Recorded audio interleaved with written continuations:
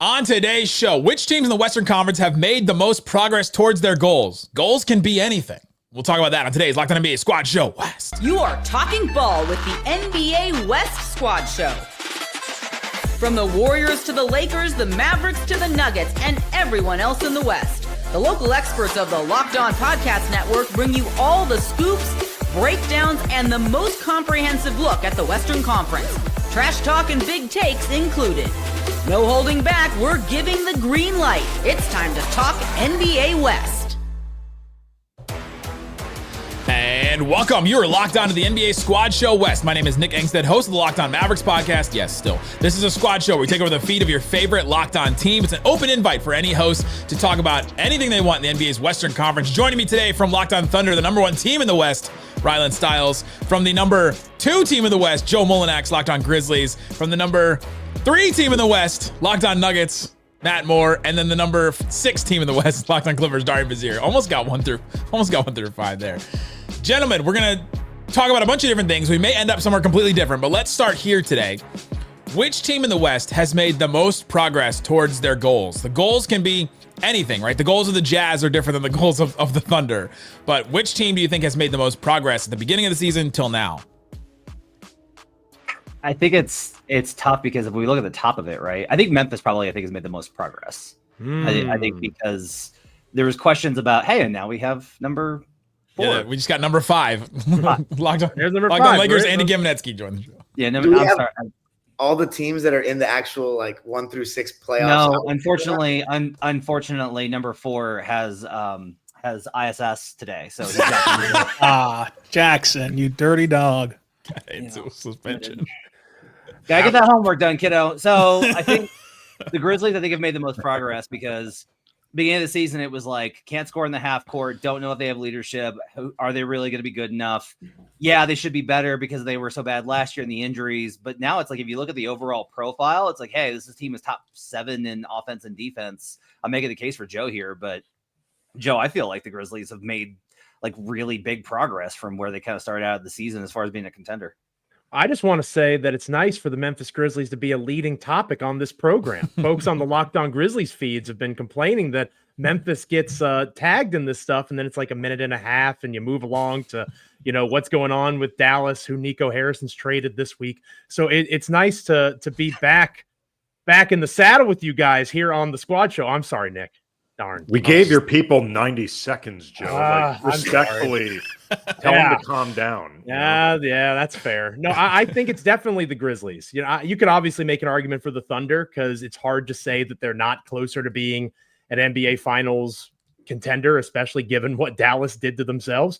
So I think OKC is very clearly the class of the conference. Of course, Denver kind of creeping back up in there, sneaking up on Memphis as the 2 seed. But when you look at where the Grizzlies were compared to where they are now, DeMichael and I over at Locked On Grizzlies, we've said all along this team is going to pop back up, and they've done exactly just that. What that means when it comes to the postseason, of course, that's where the next step is for the franchise. But it's good to have them back in this mix. They're closer now than they were last year, if that is the criteria. Dallas, I do not think has made good progress. Yeah, okay. No, Dallas has gone in the opposite. I don't know if I made that clear enough, but Dallas is going backwards in that regard. They've made progress in the sense that they're faster. They're more in shape. They are more...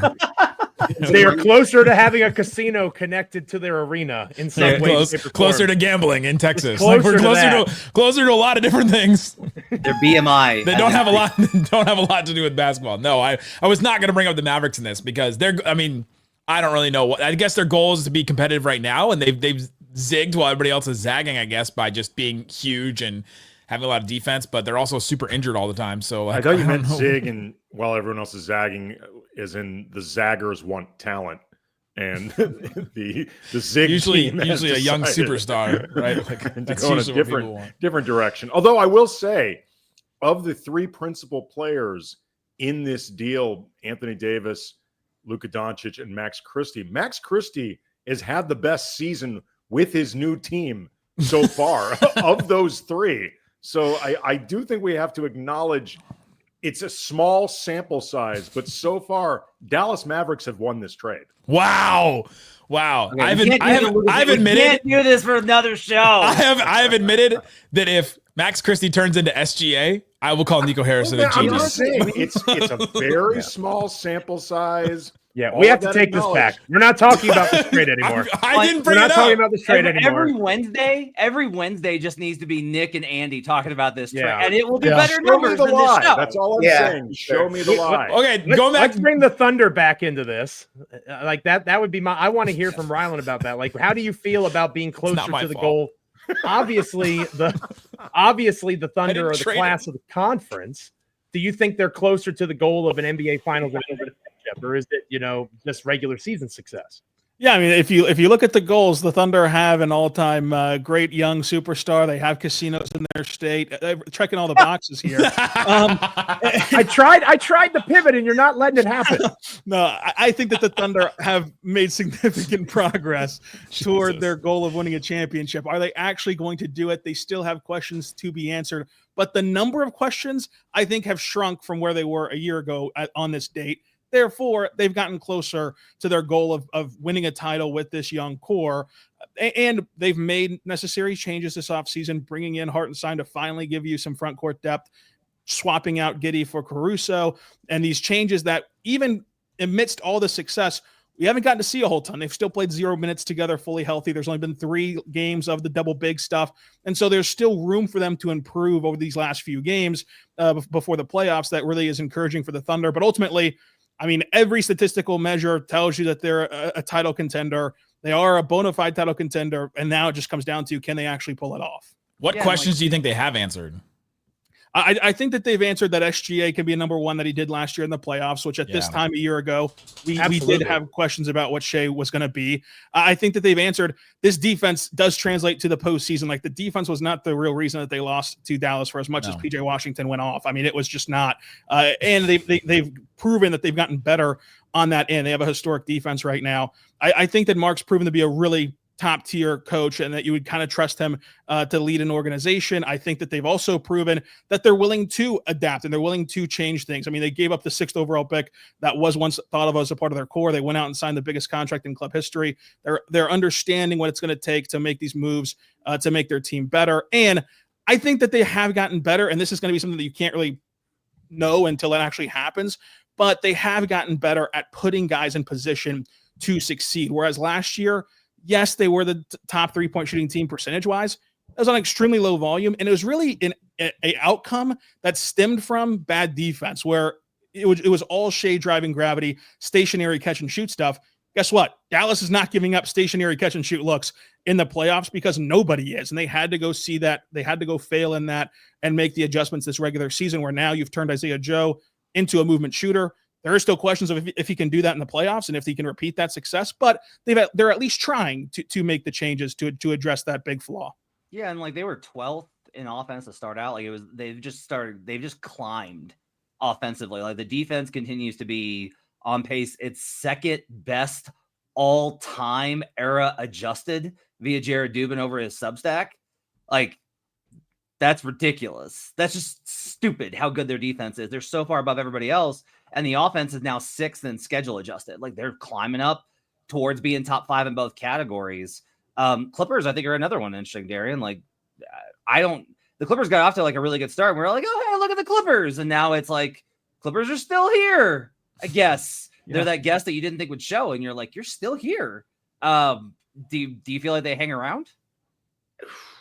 I think they should hang around because Kawhi Leonard's now back. I definitely think that we've overachieved this season, especially if we can end in a top 6 spot. I don't know if we're going to end in a top 6 spot. I think the Clippers could easily be a play-in team, but I just wanted to quickly piggyback off of what you guys were saying. I mean, for Memphis, I think the goal was to get them back to where they were before all the injuries last year, which was a top 2-3 team in the regular season. And then we're going to see what they can do in the playoffs. And they've done that. And then Oklahoma City, as you guys said, getting closer to the title, having Isaiah Hartenstein, and the fact that they've even been able to be so good with Chet out for so long. I think with the Clippers, though, yeah, I mean, Norman Powell's had a great season. We've heard his name a lot in terms of the all-star chatter and who didn't make it. Ratings would have been higher. Yeah, it's with Norman Powell instead of LeBron for sure. But James Harden has had a really solid season in terms of raising the floor as he so often does and creating good shots. And then Zubac has had an awesome season, and the team definitely hit on some good role players in the offseason with Derrick Jones Jr. and Chris Dunn. So we've definitely overachieved. But the team that we're not talking about that would have been my answer for who's made the most progress is the Houston Rockets, because their goals were to let's see if they can get in the play-in this year, maybe get a playoff spot if it all works out. I know they're dipping. They were second seed for so long, but I'd be a little surprised if they didn't make the top 6 playoff spots outright. It's kind of shaky, but I think even if they make the play-in, that's still a successful season for them. If they get into a playoff series, you're taking the spot of somebody like either Sacramento, Golden State, or somebody that had higher expectations than them coming into this season. So for me, I think despite their dip, the Houston Rockets would probably be my answer. Coming up, what is success for the Houston Rockets and the Memphis Grizzlies? These teams that we've been talking about making progress. We'll talk about that and more coming up. Western Conference Squad Show. Today's episode is brought to you by TurboTax. This is a message from our sponsor, Intuit TurboTax. Taxes used to be waiting, wondering, worrying what you're going to get and how much money you were going to get back, if any. Then it was waiting, wondering, and worrying some more. Now taxes is matching with a TurboTax expert who can do your taxes as soon as today. An expert who gives your taxes their undivided attention as they work on your return while you get real-time updates on their progress. So you can focus on your day, focus on anything else, focus on trying to not think about your team trading a generational superstar every day. That's what we do. An expert can help you with every single thing with your taxes, get you every deduction possible, and file every form, every investment with everything, 100% accuracy, so you can get the most money back guaranteed. No waiting, wondering, no worries. Now this is taxes. Get an expert now on TurboTax.com. Only available with TurboTax Live full service. Real-time updates only in iOS mobile app. See guaranteed details at TurboTax.com/guarantees.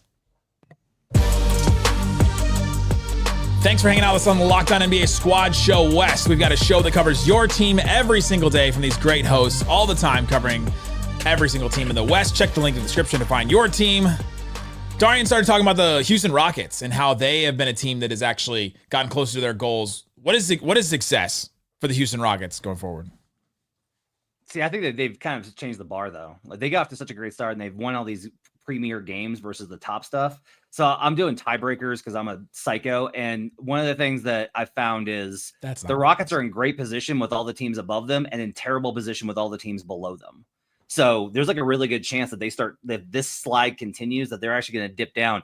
And this is one of the problems is when you set the bar, when you're this great team in December and January, but you're punching a little bit above your weight, which I think that they did. If you slide, it winds up feeling a little bit like they should be really excited by Darian's point. Like it should be like, hey, made the play-in tournament. Like, hey, made the playoffs. That's great. But after you were the 2 seed and it looks like, hey, could the Rockets win the Western Conference? And if they wind up sliding into the play-in and get bounced, or if they lose in the first round, it's going to feel a little bit different. This is one of the problems with not only preseason expectations, but the expectations that get built when you have those kind of starts, I think. And I think the Rockets and the Grizzlies have the same problem in different ways. Like, I think for the Grizzlies, we talk about the Nuggets sneaking up on Memphis. They have Jokic, right? SGA is there with the Thunder. The Lakers now have Luka and LeBron. Like, there's numerous of those great. I'm sorry, Nick. I'm sorry. It helps me make my point. In theory, the Grizzlies have that in Ja Morant, right? Theoretically, and Jaren Jackson Jr. has had a great season.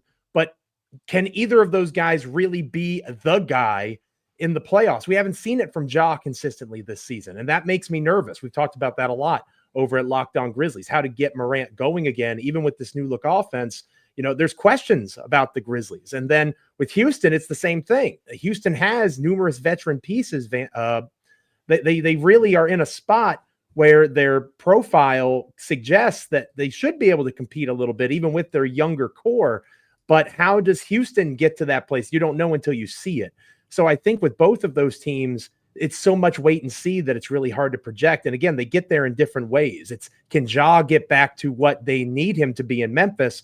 And can Houston find who that guy is when that moment comes? That's exactly what I was going to say, like kind of piggybacking on to Joe's point and Matt's point earlier. Like, I understand what Matt means about being a 2 seed and falling and some of that excitement going away with it. But at the same time, there was probably a degree of punching above your weight.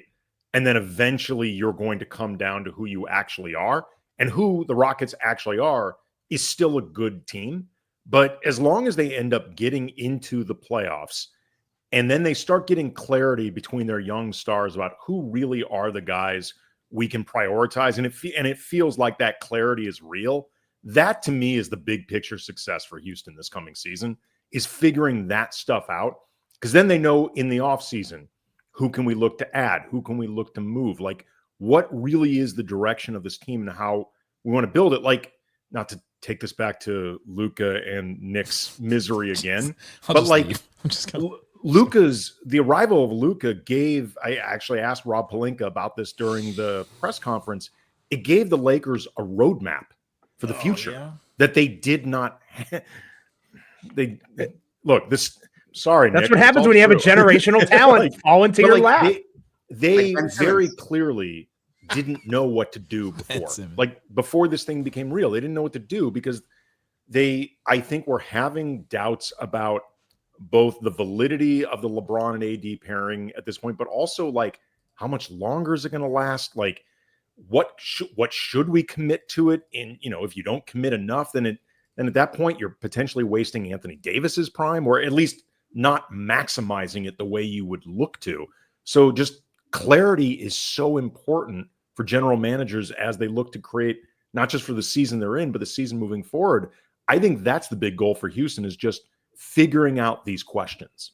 The league's bailout of the Lakers continues. I should answer for the Nuggets. I mean, become important, Matt, and maybe they'll do it for your team. I think the Nuggets, mine is pretty simple, is the Nuggets at the beginning of the season were a team that lost to Washington, and they are now no longer a team that would lose to Washington. That's it.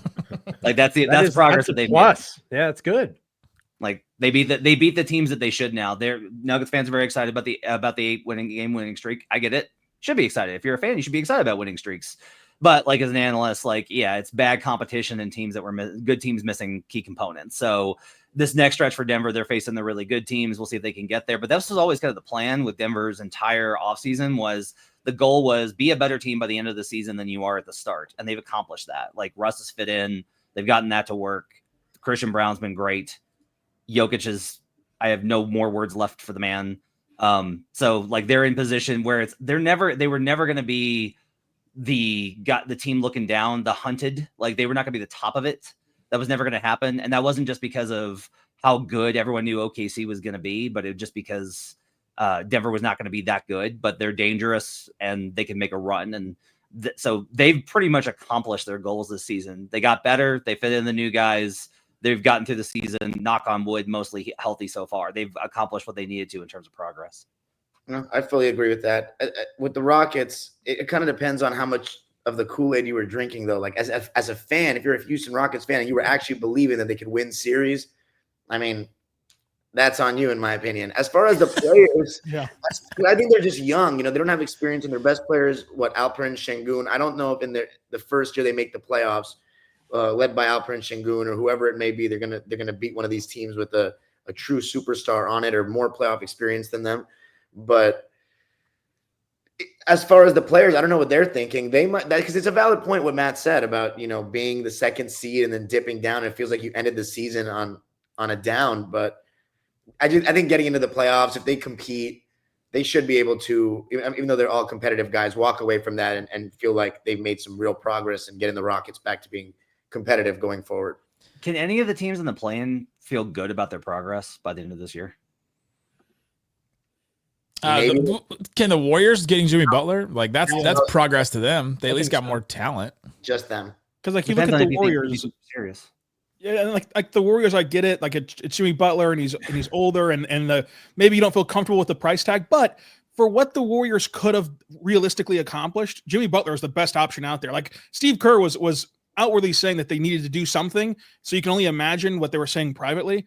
And that's something, like the best something that they could do was Jimmy Butler. And yes, he's locked in on a big contract, but like it takes them through this window where they're going to have to reset anyways. And he's a known playoff riser. He's a guy who's able to put out these epic performances, and alongside Steph Curry, like they could realistically pull off something.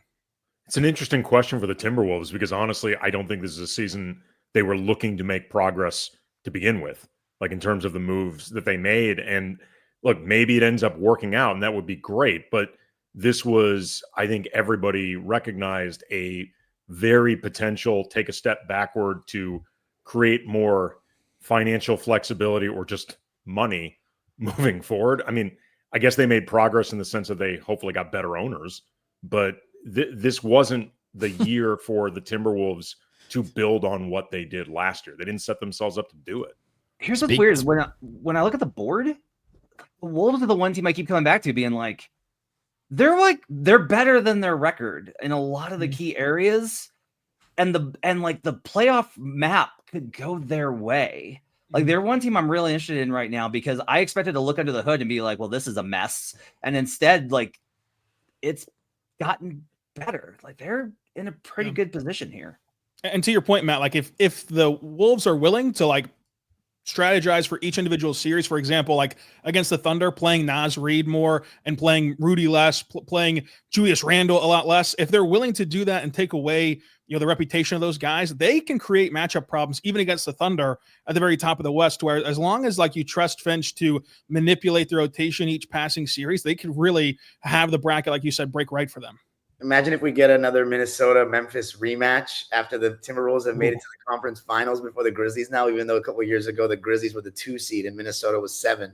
That'd be hilarious. That series was just like the most disorganized but fun series I've seen in the last last 5 years. It wasn't fun at all. I disagree with that take entirely.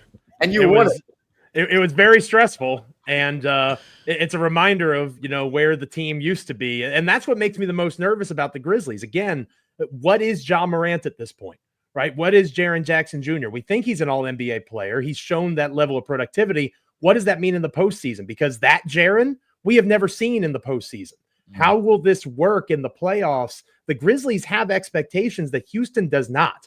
Like Taylor Jenkins is a really good basketball coach. If Memphis loses in the first round, I think he's gone.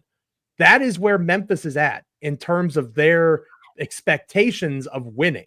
And there's just so many questions around your top 2 guys in particular and what they're going to be able to do. Denver doesn't have those questions. The Thunder doesn't have that question. That makes Memphis a really fascinating team to look for going into the playoffs. Coming up, let's get into who has more expectations on the West right now. You just talked about Taylor Jenkins' job is at stake. Who else has expectations like that? Talk about that and more coming up.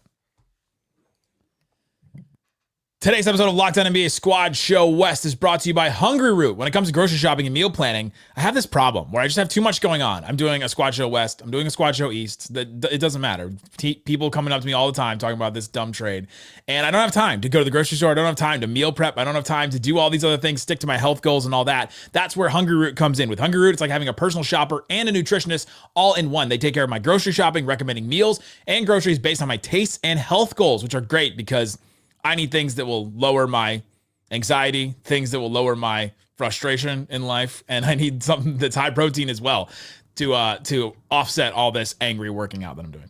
Every meal is ready in 15 minutes or less, and I'm talking quick, healthy meals that actually taste great, all delivered straight to my door. It's been a huge time saver, made healthy eating so much simpler. You're going to love Hungry Root as much as we do. Visit hungryroot.com/LockedOnNBA. Use that code LockedOnNBA to get 40% off your first purchase and a free item in every box for life. One free item. That's great. hungryroot.com/LockedOnNBA. That code is LockedOnNBA. Again, 40% off your first box and a free item of your choice for life. hungryroot.com/LockedOnNBA. Code is LockedOnNBA.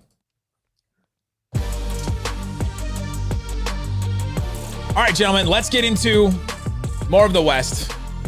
Joe, with some shocked faces here in the squad about Taylor Jenkins' job on the line in the first round series.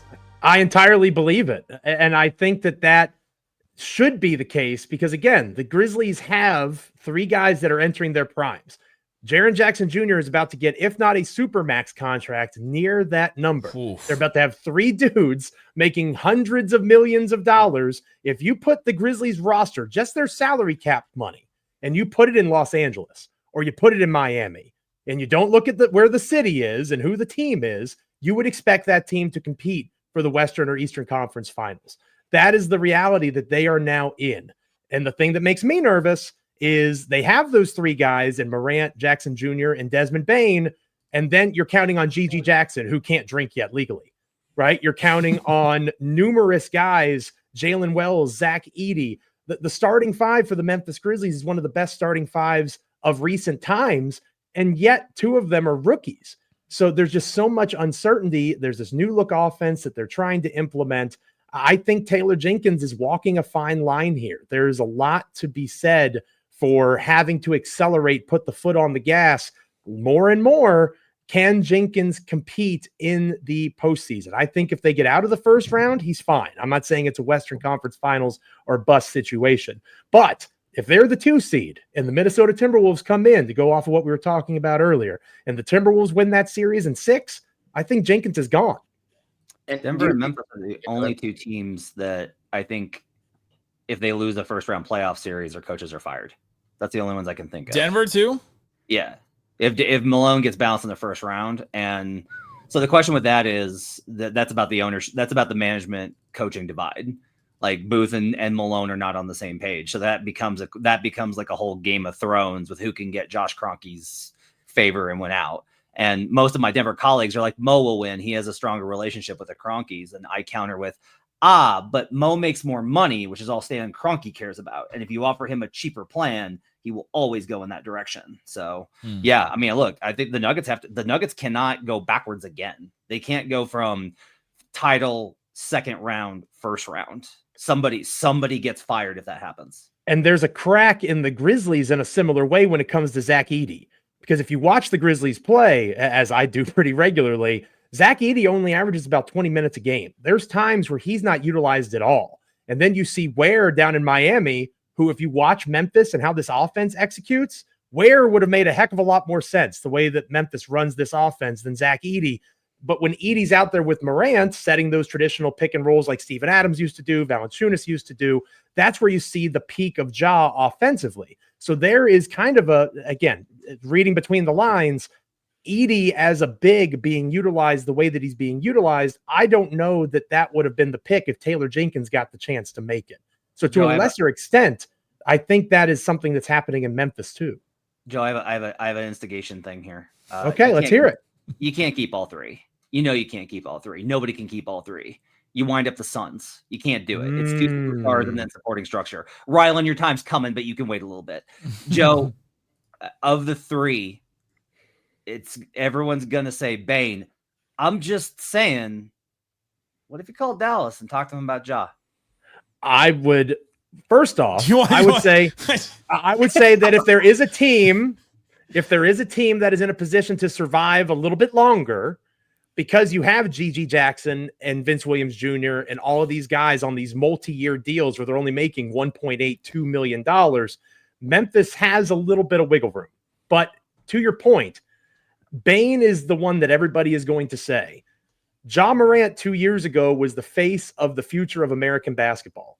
He is not that anymore.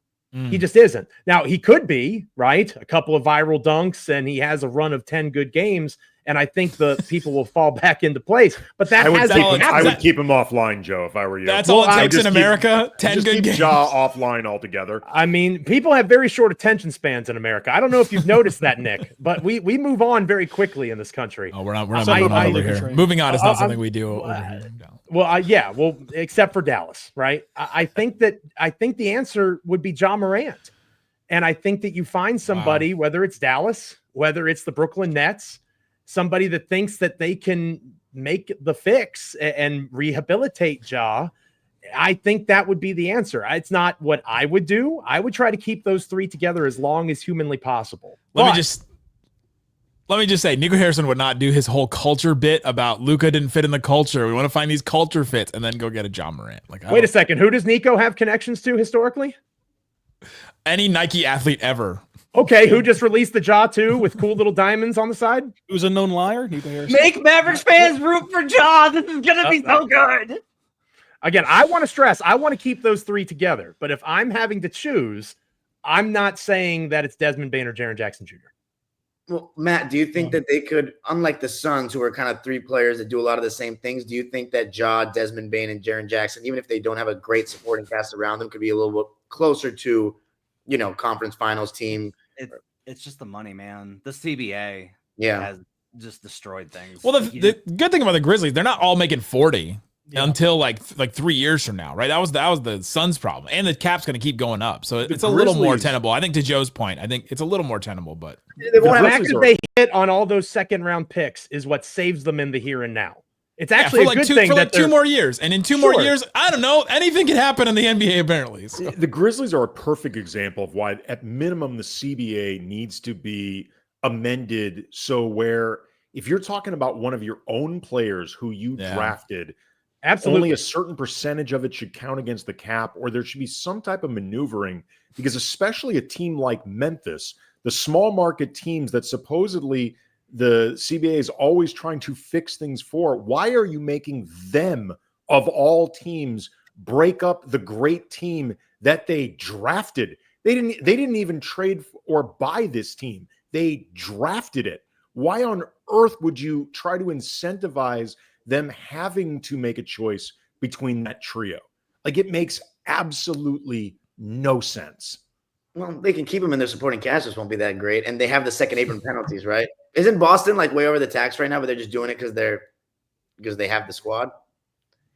So like the problem is like Zeke Naji was supposed to be Zeke Naji is the 5th highest player on Denver. Think about that. The 5th highest player on the Denver Nuggets is Zeke Naji. They can't offload him.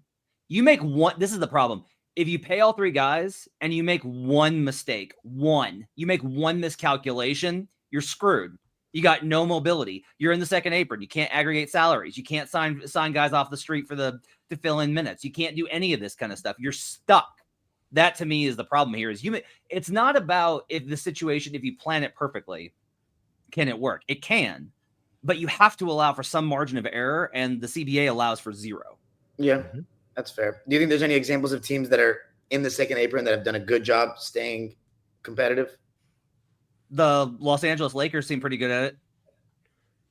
Oh, the Celtics is the best example. Right. In the second apron and still being, you just have to like get all those guys in, right? Yeah. We'll see. They just won a title. They've already succeeded. They put their chips in for the next 3-4 years with these guys. Right. I mean, the question is like, is one title enough for you? Because like that's the problem in Denver. Yes. Is like there's an expectation of yes, it is. Yeah, I was gonna say absolutely enough. 3 out of the 6 here would say absolutely yes, and even probably us. Well, look, I think even in the case of someone like the Celtics, the answer is still yes, because it's built around 2 of their own guys. Like they did this about as well as you can realistically do in terms of building it. And then we just have to keep perspective. Like, titles are hard to win.